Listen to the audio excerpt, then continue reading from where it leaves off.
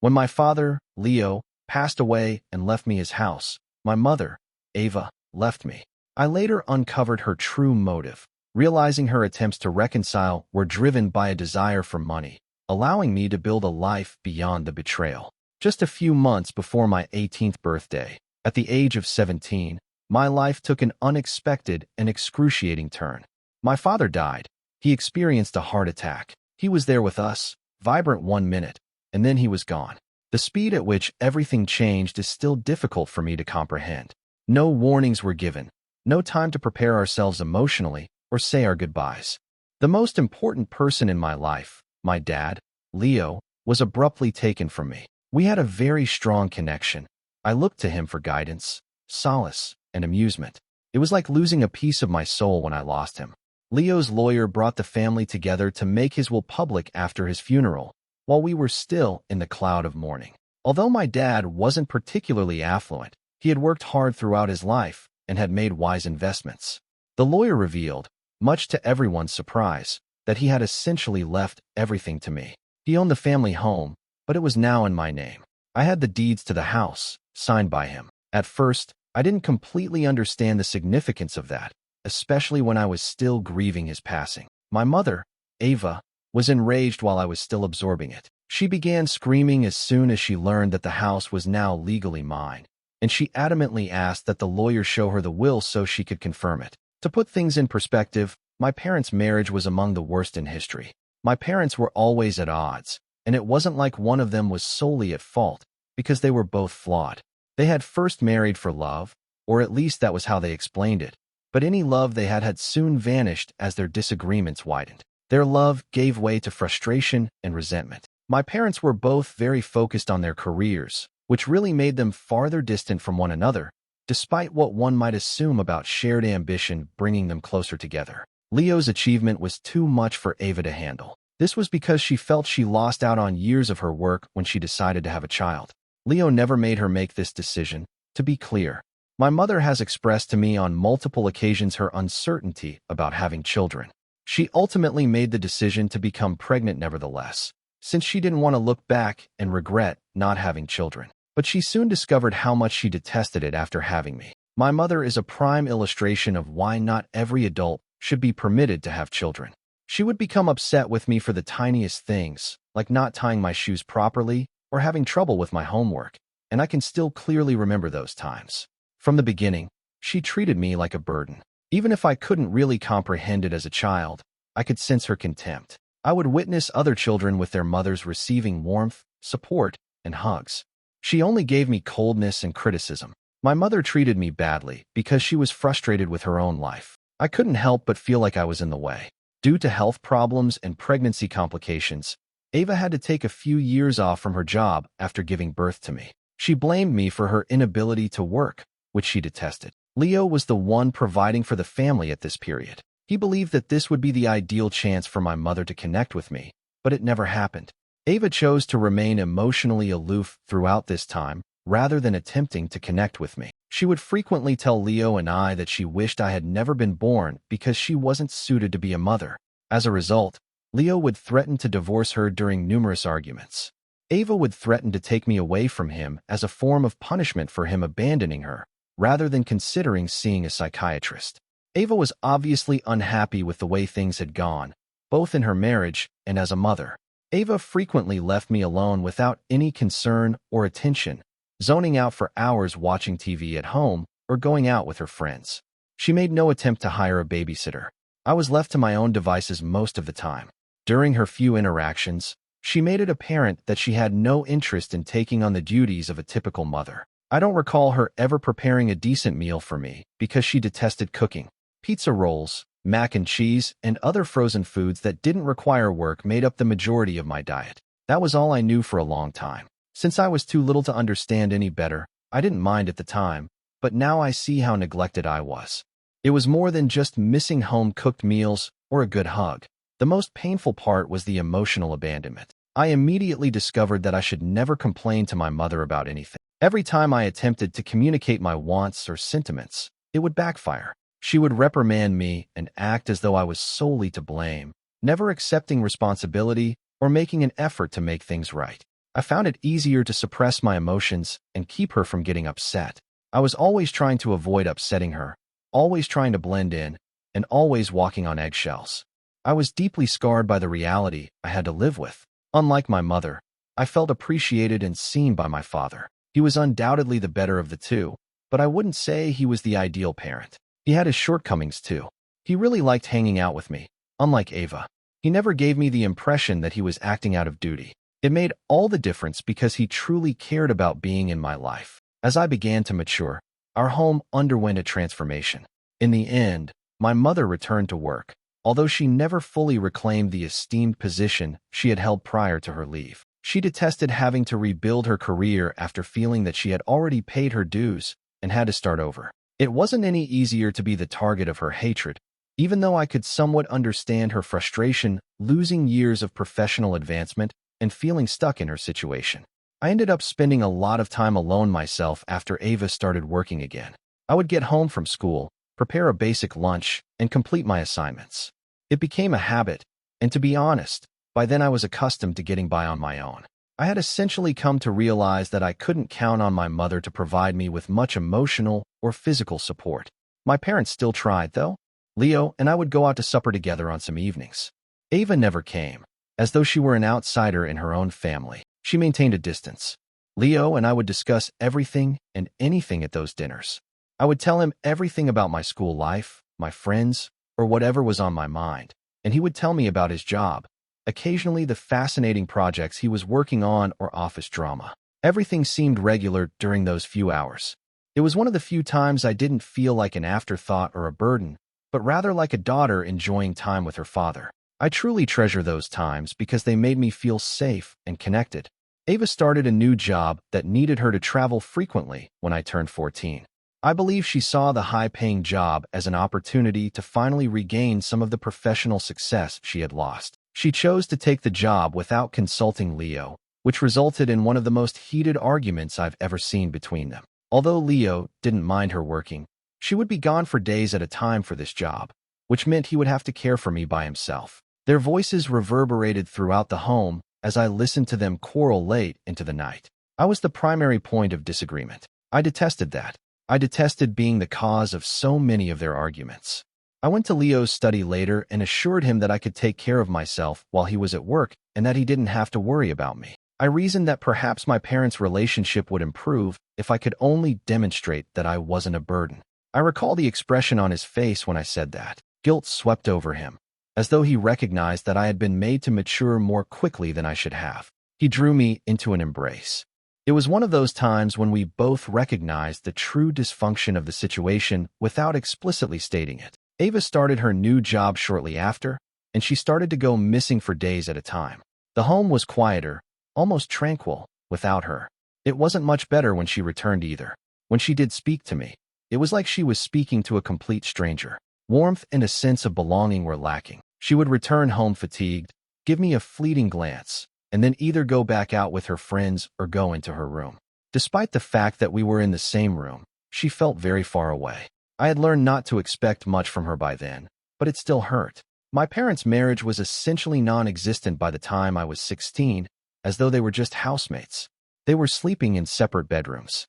If you're wondering why they didn't simply file for divorce and move on, trust me, I asked myself that question often. In actuality, I believe that they both chose not to get a divorce because it was simpler to continue living in this unhealthy, distant relationship than to deal with the financial and legal complexities of separation.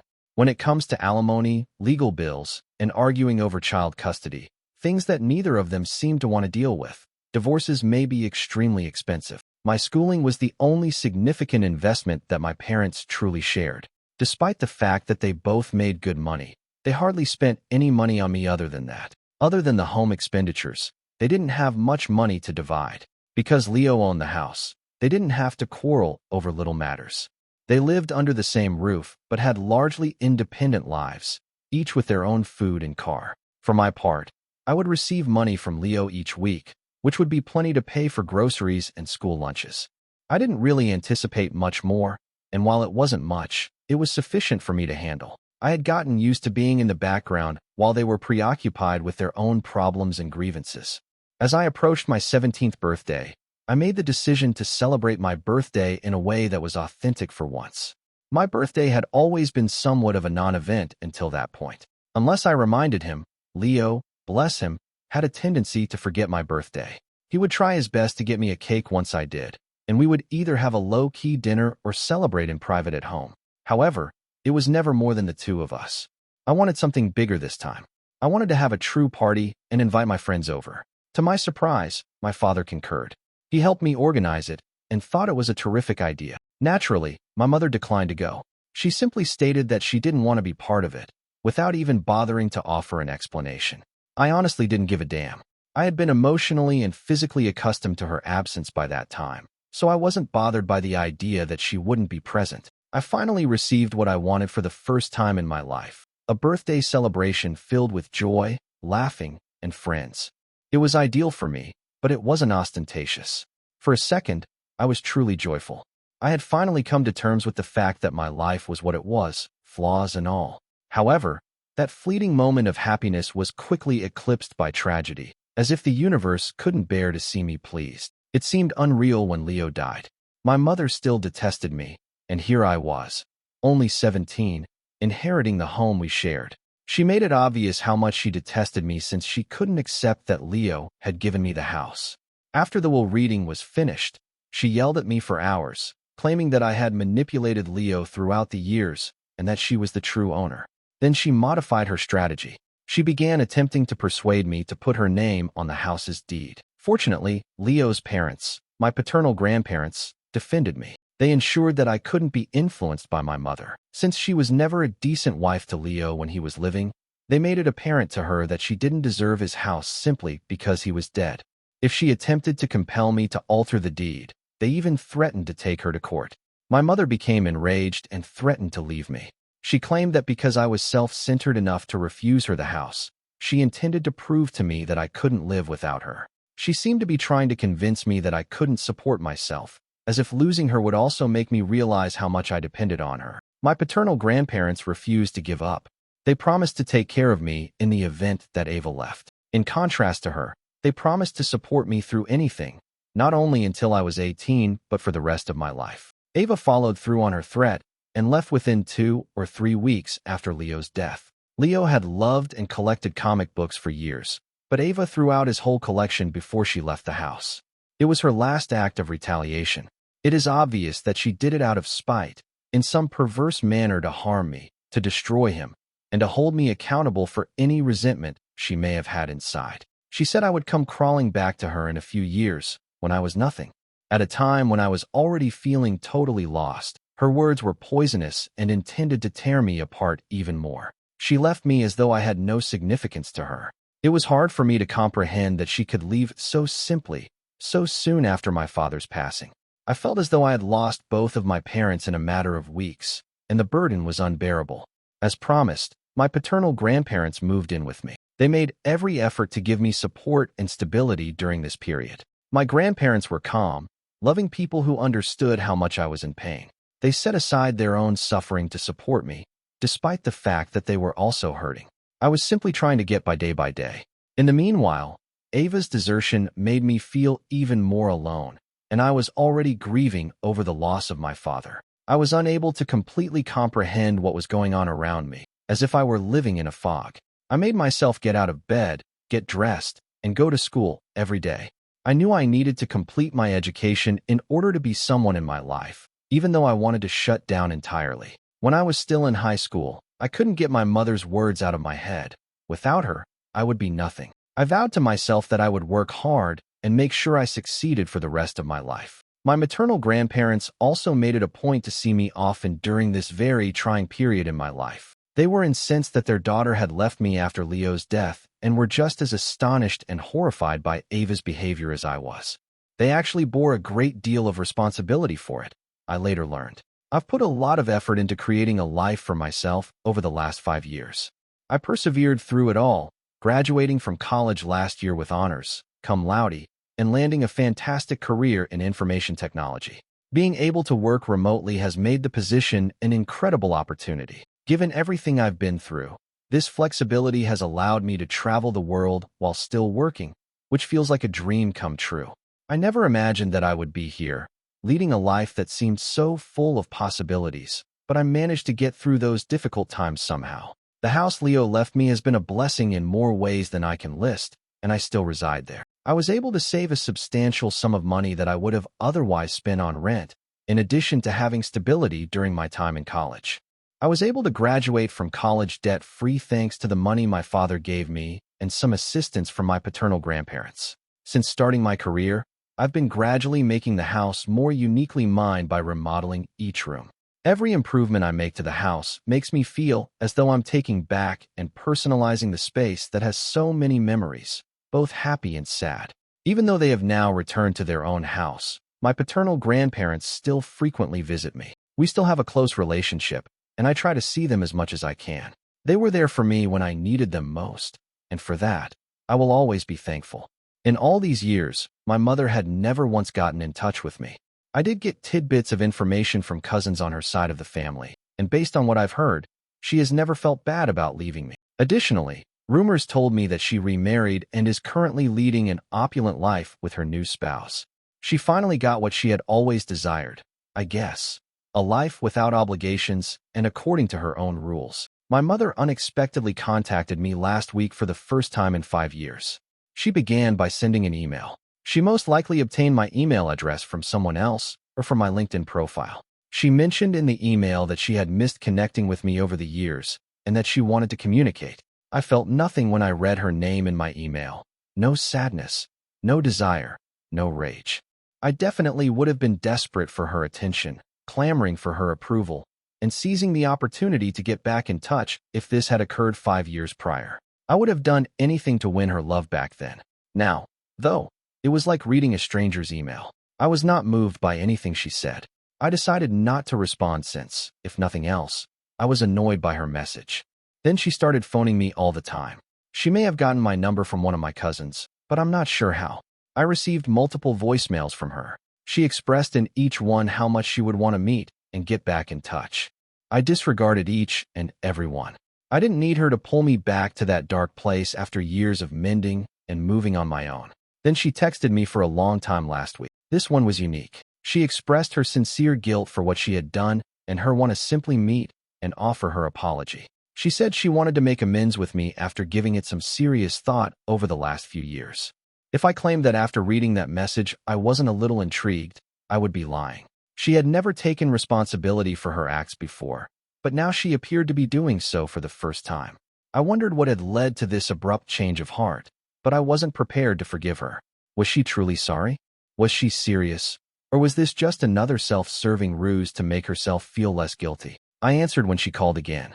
I wanted to know what she truly wanted because her insistence was beginning to irritate me. After responding, I asked her directly what she wanted from me. I instructed my mother to talk rapidly and made it plain that I would block her and finish the conversation within the next 5 minutes if she didn't have anything important to say. She frantically begged me not to interrupt her right away. She said, "I missed you, and now that I'm older, I hate myself for everything I did." Her voice trembled. She repeatedly apologized, telling me that she had finally come to the realization of the seriousness of her acts, and I could hear the desperation in her voice. She continued by saying that while it was clear that she understood if I didn't want a relationship with her, her true desire was simply to meet with me. "I wanted to explain why I did what I did all those years ago," she stated, as though there were some rationale for leaving me. Out of the question, I couldn't resist laughing. She had given me enough justifications to last a lifetime.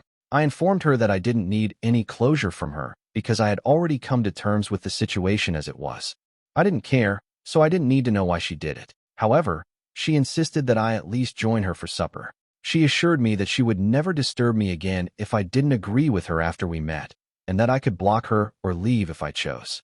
She was so desperate, it was almost disturbing. I wasn't comfortable with it. There was a strange feeling. Why now? Why was she now so keen to make amends after being silent for 5 years? Now the same woman who had cursed me and said I would be nothing had reappeared, pleading for one opportunity to give an explanation. I couldn't get rid of the thought that this abrupt change of heart was about something else. Everything looked too premeditated, too abrupt, as though she had a secret agenda. I smelled something fishy, but I couldn't identify it. I chose to comply, even though it was against my better judgment. I simply wanted to find out the true purpose of this. I reluctantly consented to join her and her new spouse, Mark, for supper.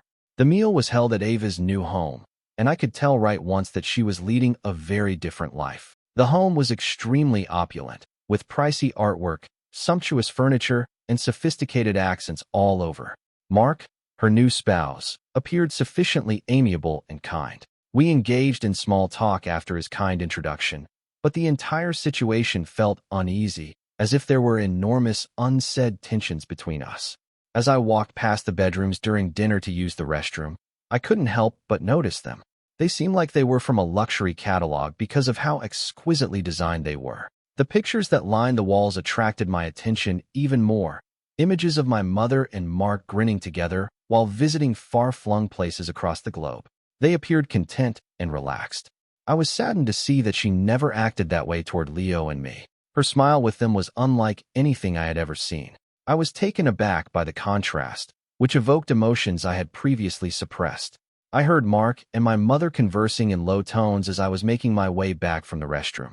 Since they hadn't noticed me approaching, I stopped and tried to listen to what they had to say out of curiosity. My mother was telling Mark how much she detested seeing me and how much I reminded her of my father. At that point, I felt sick to my stomach. Despite Mark's attempts to comfort her, she persisted in moaning that she wished she could skip the entire supper.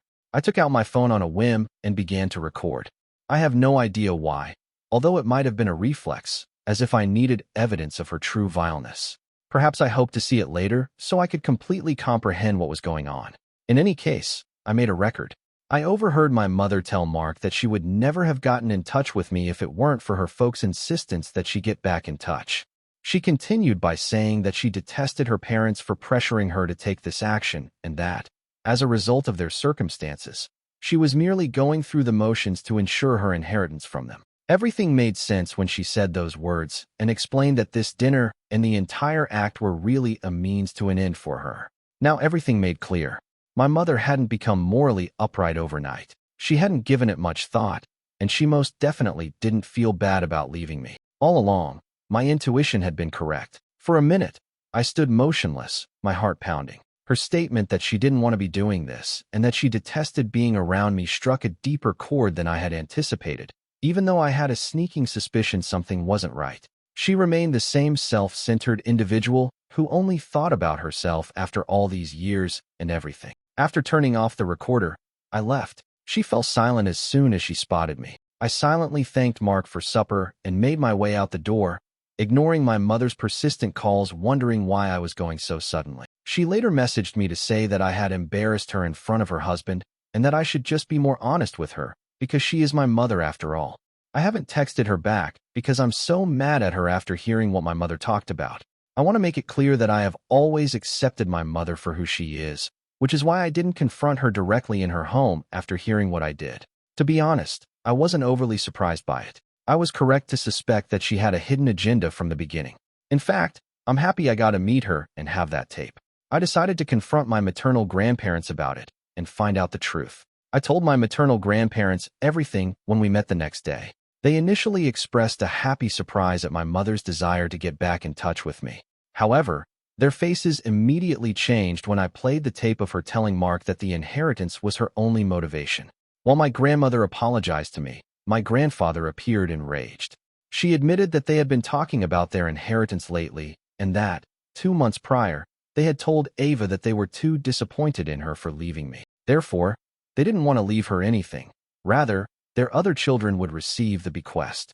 After Ava pleaded with them to change their minds, my grandfather informed her that she might be named in the will if she got back in touch with me. She had chosen to contact me out of desperation. My grandfather apologized awkwardly and said he felt it was a wonderful idea at the time, but I shook my head. After all these years, he told me, he thought Ava had finally grown up, but he was obviously wrong. I told him not to put the blame on himself, but that my mother is merely self-centered and that he and my grandma should have known better. Fortunately, I saw her right away and wasn't duped. Rather than giving Ava her portion of the fortune, my grandfather vowed to give it to me instead. Not even a day after I spoke with my maternal grandparents, my mother called and yelled at me. I knew this was my opportunity to exact revenge on her and let everything out, so I hadn't intentionally blocked her yet. She said I should have spoken to her first and screamed at me for going to see her parents. She threatened to destroy my life and said I had no right to confront Grandpa. Her remarks made me chuckle uncontrollably, and I forcefully informed her that I was no longer the child she had mistreated and left behind all those years prior. I inquired as to if her husband was fully aware of the type of woman she was, or if I ought to give him a list of all the things she had done to me over the years. At that, she became quiet. I assured her that I would not think twice about publicly exposing her to all of our relatives and cousins if needed, and that I still had the video from the dinner where she admitted her true motivation.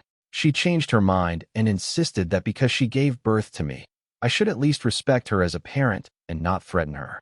After months of pain, I sneered and told her that she had chosen to endure that and that she couldn't continue to blame me for it after all these years. I said she had to leave my life as soon as possible because I was tired of her machinations.